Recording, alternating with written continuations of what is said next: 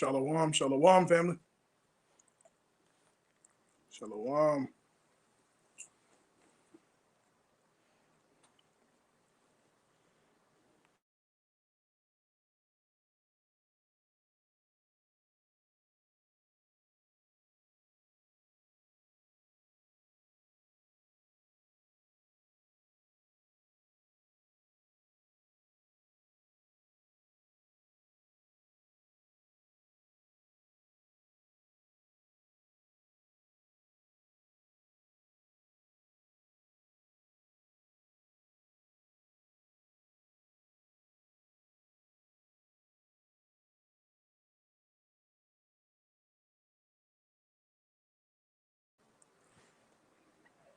We're getting ready to get started. I'm going to go ahead and hold on. I'm going to wait just for a few more seconds.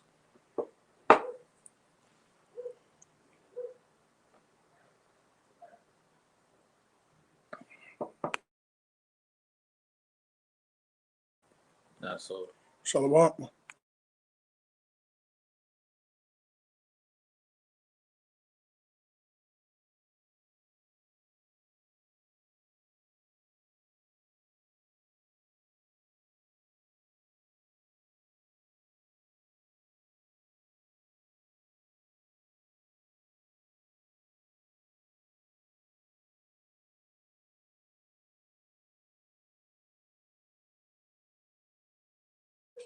All right.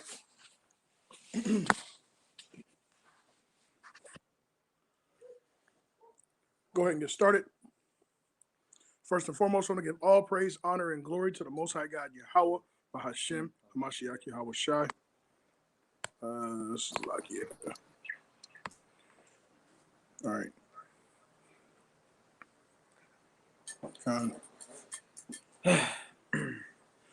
All right. A lot of times when we do these classes, I guess I'll speak for myself. A lot of times when I do classes, I'm usually teaching myself, and sometimes it do pertain to me. You know, it's not necessarily pinpointing the person, but it's like kind of like the scriptures. The scriptures are indirect, meaning it's gonna it's not necessarily pointing out. It doesn't have your name, like thou shalt not, Jeremiah, thou shalt not kill. You know what I mean? It's not pointing you out, but if it hits you, it hits you. It's indirect. Um, so we're gonna get this first precept, jump right in. Let's get that first one, Baruch 4:1. This is Baruch, chapter 4, verse 1. It says, "This is the book of the commandments of God, and the law that endureth forever. All they that keep it shall come to life, but such as leave it shall die." So the Bible primarily has answers primarily to everything in life, right? But we have to learn how to prioritize our lives using the scriptures. So that's what we're here to do. Let's get that next verse. 1 Thessalonians chapter 3 and verse 10. 1 Thessalonians chapter 3 and verse 10. But the Bible has answers to everything. You know, we can look and lean on the Bible for anything, any type of problems, scenarios. The Bible has already answered it.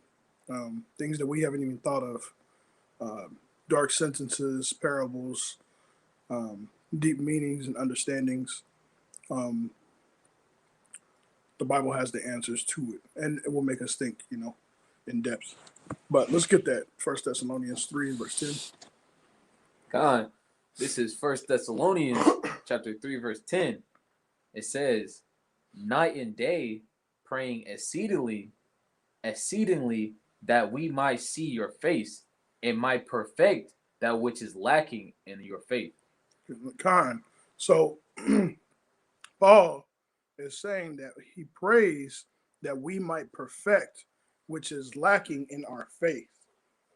right? So we want to pray night and day exceedingly that we might see it says, see your face and might perfect that which is lacking in our faith. So we have things that we are lacking in. This is why I say, um, a lot of times when we do lessons, a lot of the brothers, like I said, Salaki, I'll speak for myself. This is pertaining to me. I really need this. So we seek out the answers. Brothers do due diligence in seeking out answers of the Bible to the questions that we have and putting them in formation to a lesson, right? Um, like I said last week, Sons of Jacob, we usually like to, not just Sons of Jacob, but all of Israel camps. They do a good job of giving you lessons that you need, not lessons that you want. And this is what we're supposed to do as watchmen, give you things that you need to survive, things that you need to hear. Right? Let's get the next scripture, Psalms 90 and 12. God. This is Psalms.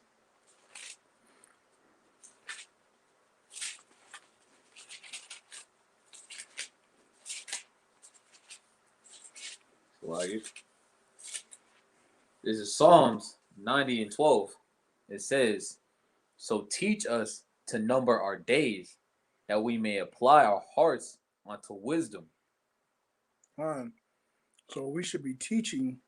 We want the Most High God to teach us to number the time that we have to manage our time appropriately.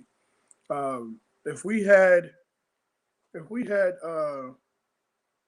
knew how long we had to live, we would do a better job of prioritizing our time, right? And this is what you really want to take. You want to take it seriously. Your time management skills you want to take seriously. You get Ecclesiastes 3 and 1. Ecclesiastes 3 and 1. And then I'm going to go ahead and get the layout for the lesson. This is just kind of the introduction.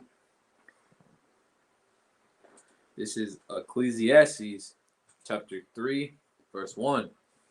It says, to everything there is a season and a time to every purpose under the heaven. And so everything has a time. Everything has a season. We have to learn how to prioritize our time. There's 24 hours in a day. So how we should be doing it, how we should map out our day. 8 hours for Yahweh and family, 8 hours for sleep, and 8 hours for work. Right? A lot of times I've been listening to a lot of things on YouTube. I think I was listening to the entry level to military, and how our people, so-called black people, and the other nations, when they go into the military, we go to the military to get a nice car or to put money down on the house, something like that. But the other nations, they will go and they would have a plan, and their plan would be to go to the military to get a job that nobody's heard of, to get a good paying job to help map out their life. They make plans and preparations. We don't do that. We wasn't taught how to do that. So we have got to make plans, and we got to do a better job of organizing our time, right?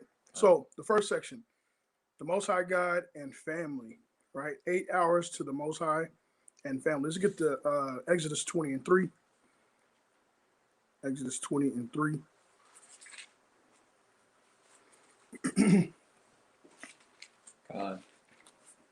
This is Exodus chapter 20, verse 3.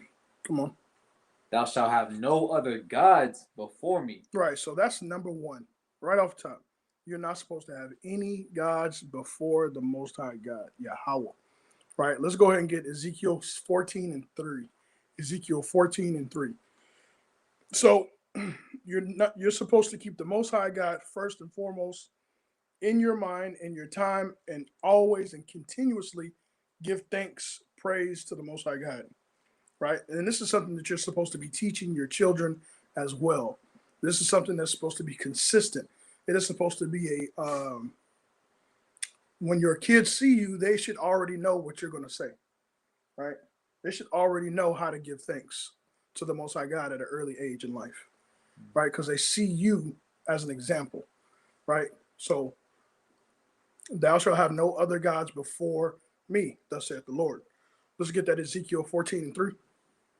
God. This is Ezekiel chapter 14, verse 3. Uh-huh. It says, Son of man, these men have set up their idols in their hearts and put the stumbling block of their iniquity before their face. Should I be inquired of at all by them? Right. So this is now you can put an idol in your mind and in your heart, right? So it says, Son of man, these men have set up idols in their hearts and put stumbling blocks of their iniquity before their face. So you have to really take a good look at yourself and in your life and see what you're putting before the Most High, right? What are you spending more time with the Father, or are you spending more time on TikTok or social media, right? Those are stumbling blocks. Stumbling blocks. Those are idols that you have put set up in your heart, right? You want to make sure that that's something that you pay close attention to. Make sure that that's you're putting the Most High first.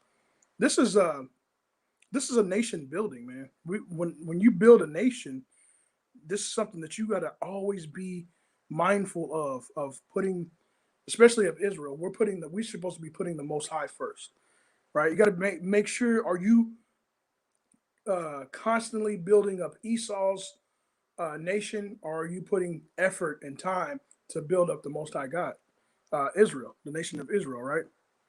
Let's get Matthew chapter 6 and verse 33. Matthew chapter 6 and verse 33. But it says, these men have set up their idols in their hearts and put the stumbling block of iniquity before their face. Right? So you can put an idol in your heart. Idols don't always have to be exterior. They don't always have to be outside of you, tangible. You can put that inside of you too. Right? But go ahead. Matthew 6 and 33. This is Matthew chapter 6, verse 33. It says, But seek ye first the kingdom of God and his righteousness, and all these things shall be added unto you. Right. So you're supposed to seek ye first the kingdom of God and his righteousness, and everything else is going to fall into place. So you want to make sure that you're spending time putting the Most High God first, making sure you're meditating on these scriptures, right? What are you doing to change the minds of the people around you? Are the people around you pulling you more than you're pulling them? That's something that should be always constantly in your mind. You want to make sure that you're pulling them more than they're pulling you, right? When you seek the Most High God first, and you put him in all your ways, that's all you're gonna talk about. Your conversation is gonna always be about the Most High, instead of your conversation being about your job or something else, right? And this is what we want to do. We want to seek the Most High God and his righteousness. And we know our righteousness is the law, statutes, and commandments, right? Let's get the book of 1 Corinthians chapter 7 and verse 29. 1 Corinthians chapter 7 and verse 29. But like I said, this first section is about the Most High God and family. Go ahead. This is 1 Corinthians chapter 7, verse 27. 29. It's like 29. Mm-hmm. It says, But this I say, brethren, the time is short, it remaineth, that both they that have wives be as though they had none. All right. So this doesn't mean ignoring your wife, right? This means making sure the Most High God comes first and foremost in your life, and then your wife. This don't mean ignoring her. This don't mean neglecting her, right? Because that's a law. You're not supposed to neglect. As a matter of fact, Exodus 21 and 10. Exodus 21 and 10. You don't want to neglect your wife. But go ahead. This is Exodus chapter 21, verse 10. Uh-huh. It says, if he take him another wife, her food, her raiment, and her duty of marriage shall he not diminish. Right. So you're supposed to give her, make sure she has food to eat, she has clothes to wear, and and the duty of marriage, which is sex. Right. You put a roof over her head, make sure she has food to eat. You don't neglect your wife, but you want to make sure that the Most High God comes first and foremost in your life. Right. As a man, that's what you focus on. As a man, you put the Most High God first. Let's get oh man, where's that? Hold on, Slakia. Let me think. Let's go. We're gonna stick to it. 1 Corinthians 11 and 8 and 9. 1 Corinthians 11 and 8 and 9. But we know that the Bible talks about how men are supposed to be as if they have that they're married, but be as though they have no wife, right? But like I said, again, that's just putting the Most High God first. That's not neglecting your wife. But go ahead. God, this is 1 Corinthians chapter 11, verse 8. Mm-hmm. For the man is not of the woman, but the woman of the man. Right. So the man is not of the woman, but the woman of the man. Go ahead. Neither was the man created for the woman, Mm-hmm. but the woman for the man. So there's always an order dealing with the Most High. There's always an order. The man is supposed to bring honor and glory to the Most High God by worshiping and serving Him and making sure that his family is doing so. And the wife is in line. She's in unity. She's in agreement. As a matter of fact, let's get Acts 1 and 14. Acts 1 and 14. This is Acts chapter 1, verse 14. Uh-huh. And it says, these all continued with one accord in prayer and supplication with the woman, and Mary, the mother of Yahushua, and with his brethren. Right. It says, these all continued with one accord in prayer and supplication with the women. So we cannot do, we got to be in unity with the women. The women have to be in unity with us, right? We're building a nation. This isn't an all male nation, right? This is men and female. When they came and got us, they got the man and the woman.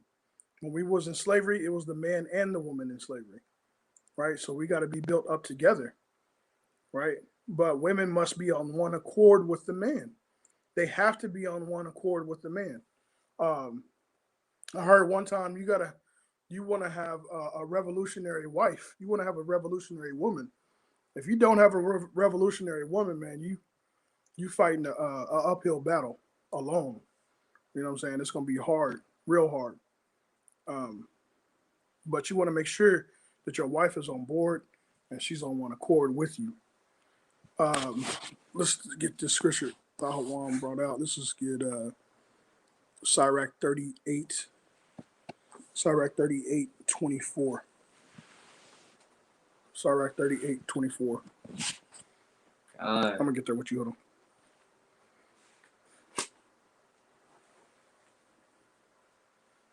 Sirach 38:24, and we're gonna read all the way down. Let's go. This is Sirach chapter 38, verse 24. Oh, Salaki. I actually got this in my listen. Go ahead. This is Sirach chapter 38, verse 24. Uh-huh. The wisdom of a learned man cometh by opportunity of leisure. Right. So on your downtime, leisure means when you are relaxing. So wisdom comes with the opportunity of when you usually don't have nothing going on, when you have time to study, right? When you have a lot of downtime, right? That when you have the opportunity to study. But go ahead.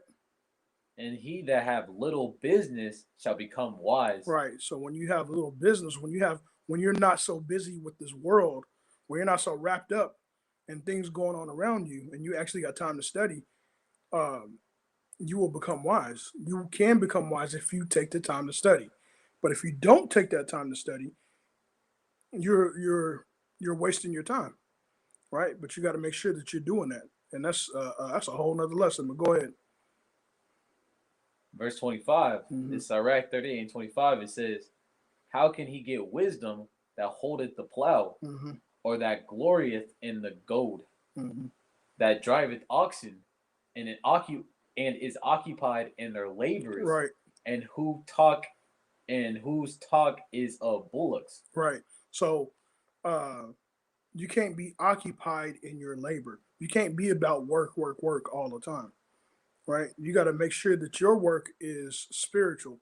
Your work is occupied in building the nation. Right. Go ahead.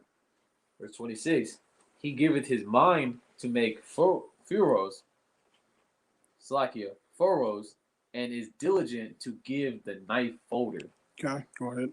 the Slakia, the keen folder. Verse 27, so every carpenter and workmaster that laboreth night and day, and that they cut and grave seals, and are diligent to make great variety, and give themselves to counterfeit imagery, and watch to finish a work. Right. So we're gonna come back to this because this is half the half the chapter, but beautiful, a beautiful chapter too, to give understanding to labor. Right. To give understanding to not being too occupied in your work. Right. But let's get to Second Ezra chapter 14. Second Ezra chapter 14, verse 13. And this is one of the scriptures that I I think about. I think once a day, man, because houses is gotta be in order, man. But go ahead. This is Second Ezra chapter 14, verse 13. Uh huh. It says, now therefore set thine house in order, and reprove thy people. Comfort such of them as be in trouble, and now renounce corruption. Right. So now, therefore, set your house in order. So first and foremost, you got to set your house in order. And how do you do that? By putting the Most High God first, giving your wife understanding what your priorities are, what is expected of you, what's expected of her, right? That you got to make sure that you have to put the Most High God first. She has to know that. You have to give her understanding. Now, therefore, set thy house in order. This also goes into spiritual house, right? Making sure that you are not going to go out there being a hypocrite, right? So you got to make sure that you got your fringes on, you keeping the Sabbath holy, you're doing the things, you're walking the walk, right?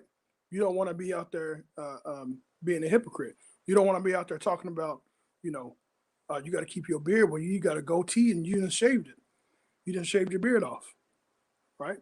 So you got to make sure to set your house in order. It says, and reprove thy people. So first and foremost, you're setting your house in order, and then you're reproving the people. You're giving them correction, right? Um, let me see. You have got to try to change the mind of people. Um, that's a hard thing to do, right? And this is something that we are constantly uh, battling when we get out there on the streets is changing the minds of the people, right? When they come into the truth, when they come into the body, they cannot continue to be thieves, adulterous, covetousness. They cannot continue to be that way. You can't build a nation like that. You got to cast those things off, right? But it says, comfort such of them as be in trouble and now renounce corruption, right? So then we can renounce corruption, right? Once we get those things in order, now we can start renouncing corruption. Verse 14. This is Second Ezra chapter 14, verse 14. It says, let go from the mortal thoughts, cast away the burdens of man, put off now the weak nature. Right. The weak nature is casting off the burdens of man, right? Thinking that now I'm trying to be a basketball player. I'm trying to be an NFL, I'm trying to be a football star. You got to apply what you know to the building of the nation. You got to bring your talents to the body, to a camp, and start building there, right? And we all, as a unity, as one, come collectively and build a nation within the nation, right? That's what we're supposed to be doing. We're supposed to be building collectively. You got to put off the mortal thoughts of man, right? Stop thinking selfishly. Stop thinking that it's about you. There's no more number one. That's got to go out of your mind, right? America pushes number one mentality. That's about number one. It's about me, right? You gotta cast that off. It's not about that no more. um, let's see. Cast away the burdens of man. Put off now the weak nature. But there's a lot to go into a weak nature, man. They go emotion. Brothers being out there on the streets, being emotional, reacting to anything, being reactionaries, right? You reacting to what somebody else done instead of actually taking the time out to think and being more wise about your actions. You just acting emotionally, right? You got to put that off. You got to cash that off. Um, let's go ahead and read number 15, and we're gonna jump to the next section. No, verse 15. God. This is second Ezra chapter 14, verse 15. Uh-huh. And set aside the thoughts that are most heavy unto thee, Right. and haste thee to flee from these times. Right. So we got to cast these things off, man. We got to really get a good understanding of what it means to be an Israelite, right? We really got to meditate on these things, what it means to be an Israelite man and woman. Like, it really shouldn't even, like, brothers, we think as men, when we come into the body, we try to unify ourselves. We try to unify ourselves so much that we try to everybody get the same color t-shirt, the same design, and everything. Guess what? You women need to have the same mindset too. That's building unity. Having the same dress, having the same dress code, right? That's building unity, right? Not being individualites, not thinking, oh, my dress is better than hers, that type of thing, right? Standing out, because you really ain't changed. You still in America, really, right? You looking at her shoes, and she's looking at yours, or you looking at her dress, and the same thing for the men, right? You got some men that can dress real well, and you got some men that can't. But if everybody was the same, everybody was like-minded, had the same shirt, it's about being a unity, being unified, right? But that's just it's another topic too, though. But we really got to get it together, though. But the first section was about the Most High God and family. So you want to have 8 hours for the Most High God and family, 8 hours for sleep, and 8 hours for work. That's 24-hour day. We're getting to sleep now. Let's go to Psalms chapter 127 and 2. Psalms 127 and 2. This is Psalms chapter 127, verse 2. It says, "It is vain for you to rise up early, to sit up late, to eat the bread of sorrows, for so he giveth his beloved sheep." Right. It says it is vain for you to rise up early and sit up late.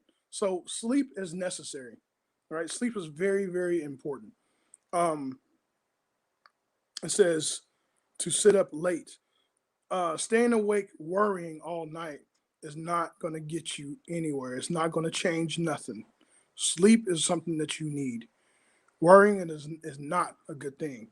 You should not be worrying at all, right? You got to cast those things off. You got to cast those cares to the Most High God, right? So 8 hours of sleep is important. You need to sleep, right? Let's get Ecclesiastes chapter 5 and verse 12. Can I get this definition right quick? Go ahead. And just to make sure that it's meaning that if you get a little sleep, it won't profit to you anything. If you go into the etymology of the word vain, it says emptiness, vanity, falsehood. It says emptiness, nothingness, vanity. So that just proves that it has no profit. God. But Ecclesiastes chapter 5 and verse 12. God, this is Ecclesiastes chapter 5, verse 12. Mm-hmm. It says, "The sleep of a laboring man is sweet, whether he eat little or much, but the abundance of the rich will not suffer him to sleep." Right. So it says the sleep of a laboring man is sweet. Right. It says whether he eat little or much, but the abundance of the rich will not suffer him to sleep. So the rich is always worried about money. The rich is always stressed out. Right. But the sleep of a laborious man is sweet. Right. Um, you don't have to add that laborious man is not normally going to be stressed out. He's going to come home, he's going to eat, and he's going to shower and go to sleep, right? And of course, other things in between, but for the most part, that's how it's going to be, right? Because he done labored hard all day.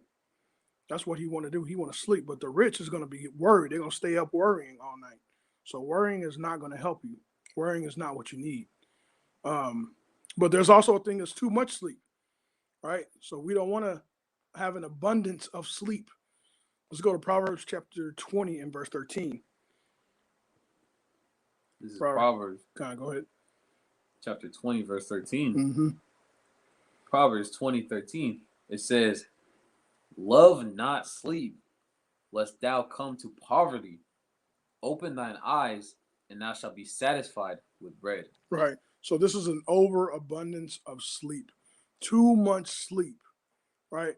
You should not be oversleeping, right? This is not a good thing. You got to make sure that there's a right amount of sleep that you need. You don't want to be excessive in it, right? You become a procrastinator. You become slothful. You become lazy, right? Other problems start to come in. That's not what you want. You got something? Let's go to Proverbs 6 and 4. Proverbs 6 and 4. No, let's go to Proverbs 6. Yeah, you can read it. Proverbs 6 and 4. We're going to read them though. God, this is Proverbs chapter 6, verse 4. "Give not sleep to thine eyes, nor slumber to thine eyelids." Right, so slumber is a heavy sleep. Give not slumber to thy eyelids. Right? Go ahead. "Deliver thyself as a roe from the hand of the hunter." A roe is a deer. Go ahead. "Deliver thyself as a roe from the hand of the hunter, and as a bird from the hand of the fowler." Salakia, I'm going to send you something. Salakia, I'm going to send you something real quick. I want you to read that real quick for me. I'll read it again. This is Proverbs 6 and 4. It says, "Give not sleep to thine eyes, nor slumber to thine eyelids." Verse 5. "Deliver thyself as a roe from the hand of the hunter, and as a bird from the hand of the fowler." John, this is Salakia, a typical sleep pattern for a deer. But go ahead, because it talked about a roe, a deer, right? Go ahead. A typical sleeping bout includes 30 seconds to a few minutes of dozing. Right, so this is a deer, right? Because Solomon is talking about, he's comparing us, saying that we should be wiser than a deer when it comes to sleep. Go ahead. It says a typical sleeping bout includes 30 seconds to a few minutes of dozing, followed by a brief alert period, and then more dozing, followed by an alert period.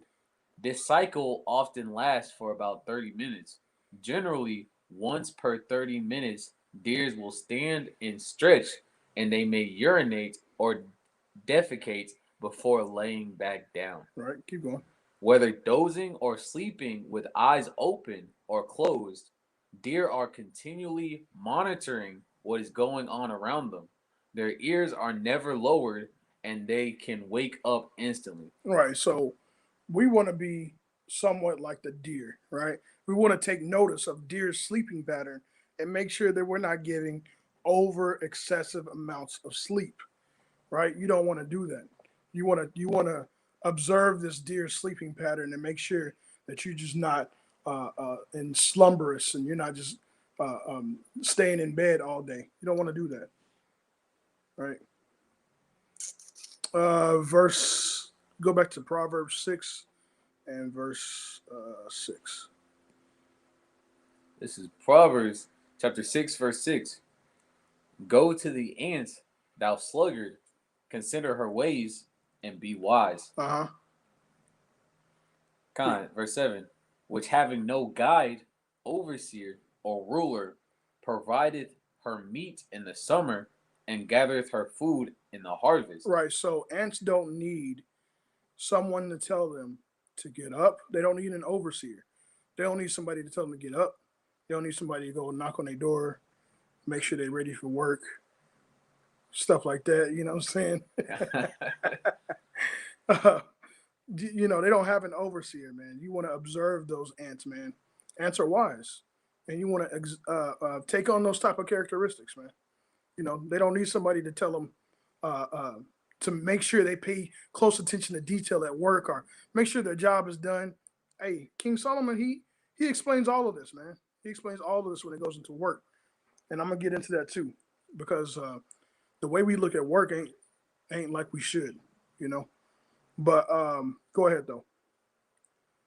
Verse 8. Provideth her meat in the summer and gathereth her food in the harvest.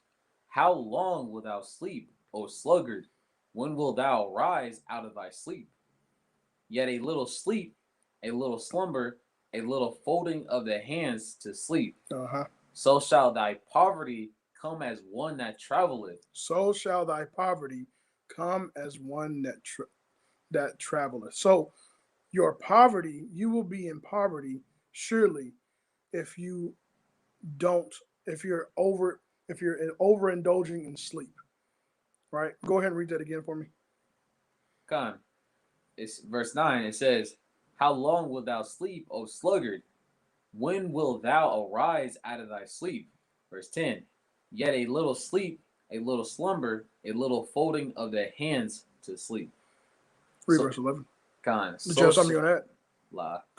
Verse 11. So shall thy poverty come as one that traveleth, and thy want as an armed man. Right. So just simply put, sleep is good, but too much sleep is not good. You want to make sure that you monitor your sleep. So again, the first part, keeping the Most High God first. 8 hours, 8 hours, 8 hours, 24 hours in a day. The first 8 hours should be to your family and the Most High. We know when we go to work. A lot of us go to work early in the morning, so we can't always spend our 8 hours in the first part of the day for towards our family. But you want to make sure that you at least get in a good prayer or throw up some thanks on the way to work, before work, while you're getting dressed in the shower, something to that nature, and then make sure that you put forth that time and effort into not neglecting your family and the Most High. Right? You got something? This is the New Living Translation of Proverbs 6 and 11. It says, then poverty will pounce on you like a bandit. Scarcity will attack you like an armed robber.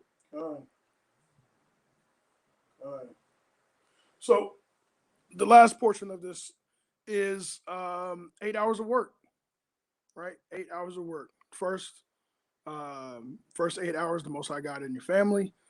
Second 8 hours, sleep. Third 8 hours, work, right? Of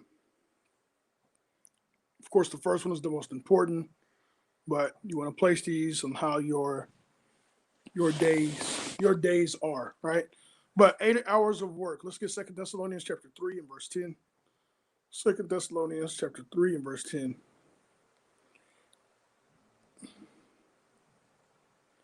This 2 Thessalonians chapter 3 verse 10. For even when we were with you, this we commanded you, that if any would not work, neither should he eat. Right. So you got to work. If you don't work, you don't eat. It's as simple as that, man. Right? If you don't work, you don't eat. This is for even when we were with you, This we commanded you, that if any would not work, neither should he eat. Right? You have to work, whether it be physical or spiritual. We know that we're putting in our work. Brothers is putting in our work in Esau's kingdom, but we're trying to make sure that we put it more importantly into the nation of Israel, building the nation of Israel, right? You've got to be building the nation of Israel more than you are building Esau's kingdom. Whether you believe it or not, if you are all about your job and you're not putting it towards the nation of Israel, you're not putting that gift or that talent towards the nation of Israel, you love this kingdom. You love America, right? That's a fact. If you're not putting your time into building the nation of Israel, you love Esau's kingdom. I don't care how much you talk about it because your actions speak louder than words, right? But let's get verse 11. Kind. This is 2 Thessalonians chapter 3, verse 11. For we hear that there are some which walk among you disorderly, working not at all, but are busybodies. Right. So be mindful of those brothers and sisters that walk among you as busybodies, right? That's something we don't want to do, right? But we also want to make sure that we are putting the work in. Don't be necessary. I mean, don't be worried about other people and what they're doing, but you want to make sure that you are doing what you got to do, right, to build up the nation of Israel. Go ahead. And this is the etymology of the word busybody. It says to bustle about uselessly, to busy oneself about trifling, needless, useless matters. Con, con. Let's get Ephesians chapter 4 and verse 28. This is Ephesians chapter 4, verse 28. It says, let him that stole steal no more, Mm-hmm. but rather let him labor, working with his hands the thing which is good. Right. So you don't want, I mean, a lot of people don't like to hear that when they come out of the streets, when they come fresh off the streets, they lived a hard life, but now you've turned a new leaf and you understand that this purpose that you're supposed to be doing as an Israelite man and woman. And the scriptures tell you, let him that's stolen steal no more, but rather let him labor, work with his hands the things that is good. So you should be not stealing. You should be working with your hands, putting in that work, right? Don't be going out here trying to get over on people, cheating people, right? Um, but it says, let me see, I'll leave off it. It says that he may have to give to him that needeth. And also another thing is that when you come into this truth, you understand that there's another purpose, right? There's another purpose when you start to actually work. When you start to work, you understand that somebody behind you coming into the truth might need help. And you putting in good, honest work or possibly building an entrepreneurship or your own business, you could help employ brothers and sisters, getting them off of the streets, right? Helping them get jobs, putting food on their table, man. That's also a form of alms work, right? So you want to make sure that you are doing a good job of doing the best you can and not trying to get over on people, man. Don't try to get over on your brothers and sisters either. But let's get Sirach chapter 29 and verse 20. Sirach chapter 29 and verse 20. This is Sirach chapter 29, verse 20.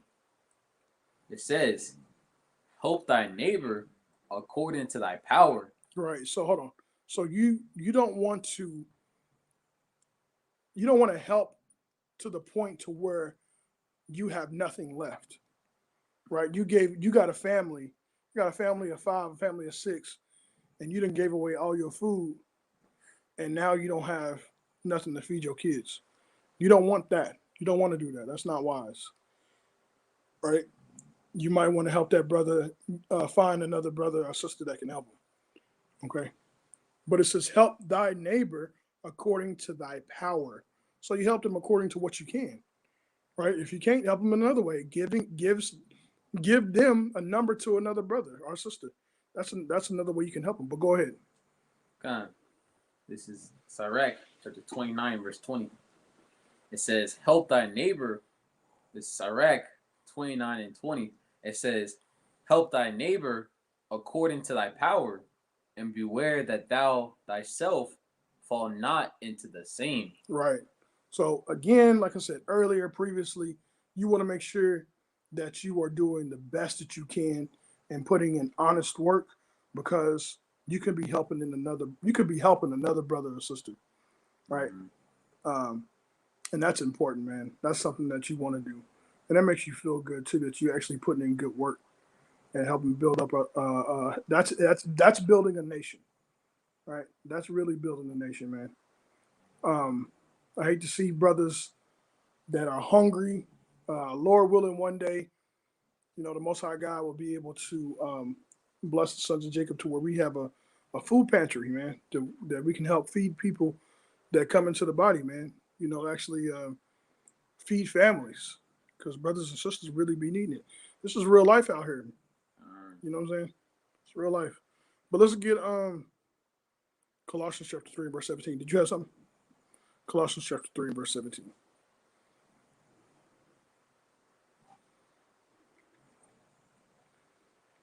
God, this is Colossians chapter 3, verse 17. And it says, and whatsoever ye do in word or deed, do all in the name of the Lord Yahushua, giving thanks to Yahweh. It's like giving thanks to God and the Father by him. God, so when you do your good, honest work of laboring out there, putting in your 9 to 5 at work, you do it and you give thanks to the Most High God, right? Everything that you do, you put forth all your strength. You put forth all your strength in your job, and you give thanks to the Most High God for that, right? Because there's a lot of people out here that don't have jobs, right? Let's get Ecclesiastes chapter 9 and verse 10. Ecclesiastes chapter 9 and verse 10. This is Ecclesiastes chapter 9, verse 10. Whatsoever thy hand findeth to do, do it with thy might. So Solomon is telling us, when you work, you do it with all your might, right? You don't want to go out here just going through the motions. You want to do it with all your might. Hey, our ancestors gave examples of that. You think Daniel wanted to serve that king, right? You think Daniel wanted to do that? No, he did it. He did it to the best of his ability. A lot of our brothers would have been talking all kinds of madness behind his back, saying all kinds of nonsense, right? And wouldn't have been put up in that position either. But he did it with all his might, man, and he kept his integrity too, right? But read that again. God, this is Ecclesiastes chapter 9, verse 10. Mm-hmm. Whatsoever thy hand findeth to do, do it with thy might. Uh-huh. For there is no work, nor device, nor knowledge, nor wisdom in the grave, whither thou goest. Right. We all gonna die someday, man. So do it with everything you got, and put that might and strength into building this nation, man. Right? Because we all ultimately have a goal in mind. That goal in mind should be building this nation. Should be the brother coming up behind you, making it easier and being able to help that brother or sister out. That's what we should be having in mind. That's the goal that we should have in mind, right? Let's get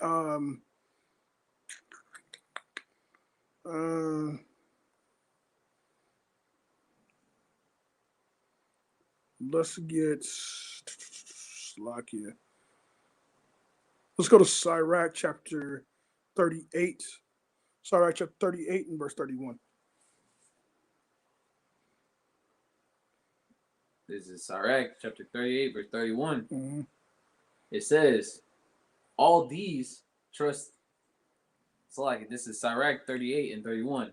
All these trust to their hands, and every one is wise in his work. Go ahead. Verse 32. Without these cannot a city be inhabited. Right. So hold on. So without workers, a city cannot grow. A city cannot function. Right? Go ahead. And they shall not dwell where they will, nor go up and down. Right. They shall not be sought for in public councils. Hey, so you got brothers in camps that are not putting forth effort into building that camp. They talk more about their jobs than they do the scriptures, right? They're not doing anything to build their nation up, right? They're not putting forth any strength. And it says here, it says, so like 33, they shall not be sought for in the public council, right? Why? Because they work. They're always working. They're always working on their 9 to 5 or their 9 to whatever, and not putting forth energy towards building the nation, right? Read on. God, this is Sirach chapter 38, verse 33. They shall not be sought for in public council, nor sit high in the congregation. Mm-hmm. They shall not sit on the judge's seat, nor understand the sentence of judgment. Right. Hey, so it says, nor sit high in the congregation, right? So they won't be sitting high in the congregation because, like again, they're always putting forth their energy and their strength towards their jobs. The Most High God can't use that person, right? They're better off working, right? The Most High God's not going to be able to use you because you want to build Esau's kingdom and not the nation of Israel. You won't even grow. There's no growth in you, right? Are you still stuck as a member? Are you still stuck as a soldier? Right? What are you doing? Are you putting forth work towards building the nation of Israel? That's what you should be doing. But go ahead. God, nor sit high in the congregation. Mm-hmm. They shall not sit on the judge's seat. Right. So when it comes time for counsel, we will not call you. You are not useful to us because you're too busy in the world. Go ahead. Nor understand the sentence of judgment. Mm-hmm. They cannot declare justice and judgment. They can't explain the things of the scriptures either. Go ahead. And they shall not be found where parables are spoken. Mm-hmm. Verse 34. But they will maintain the state of the world, and all their desire is in the work of their craft. They did, but they will maintain the state of Esau's kingdom, right? And all their desire is in the work of their craft, right? That's sad, man. When you got brothers and sisters that are more about that's selfish, man. That's selfishness. That's what it is. They don't desire to build up the nation of Israel. They don't see the vision. They don't see what Yahweh really wants them to see. What they were brought into the truth for. They lost their sight, right? But we as brothers are supposed to teach our brothers and show them and try to correct them and get them back on path, get them back on correction, and let them know it's about a nation. It's about unity, right? It can't be about you no more. It can't be about all of your hobbies. The hobbies you need to bring that talent to Israel. You need to bring all those hobbies to building up your this nation, right? Is there anything else? I mean, kind of. Go ahead. This is the next chapter, verse 1. Kind of. Sirach 39:1. But he that giveth his mind to the law of the Most High, and is occupied in the meditation thereof, will seek out the wisdom of all the ancient, and be occupied in prophecies. Did you have something to add to that? It's like I wasn't. God, read it again. Sirach 39:1. Uh-huh. But he that giveth his mind unto the law of the Most High, and is occupied in the meditation thereof, will seek out the wisdom of all the ancient, and be occupied in prophecy. So that's what you're supposed to be occupied in, right? But when you occupied in prophecy, when you're occupied in the law, you can't just learn it and not do anything with it. You got to labor. You got to apply it. You got to put forth that work and showing and bringing forth the fruit of what the Most High God wants you to do, right? Teach the laws, right? Break down scriptures, break down parables. Be occupied in those things, right? Don't just learn it and hold it. Okay, you want to build this nation, man. That's what it's all about. But um, again, time management. You got 24 hours in a day, 8 hours towards the Most High God and family, 8 hours to sleep, and 8 hours to work, man. You want to make sure that you really try to hone in and schedule and map out your day the best you can, because we wasn't taught how to. We wasn't taught how to plan and see a vision, right? We were taught how to be slaves. That's what we were taught how to do. But we got to retrain our mind. We got to retrain our thinking. So with that, I'm gonna end it. Lord willing, brothers and sisters, edified. I'm gonna give all praise, honor, and glory to the Most High God Yahweh, Bahashem, Hamashiach Yahweh Shai, Shalom. Double honors to the elders that taught us the truth. And again, Shalom, Mabarak, Mashpakah. Shalom, family. Shalom.